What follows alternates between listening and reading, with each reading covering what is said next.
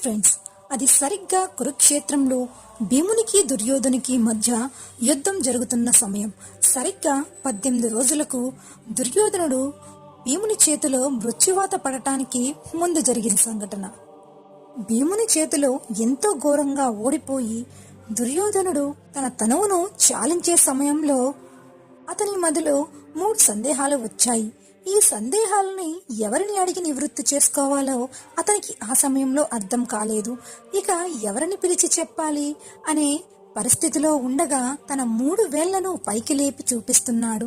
అయితే అది ఎవ్వరూ గమనించలేదు. కానీ అప్పుడే అక్కడ ఉన్న శ్రీకృష్ణుడు ఆ విషయాన్ని గమనించి దుర్యోధనుడి వద్దకు వచ్చాడు.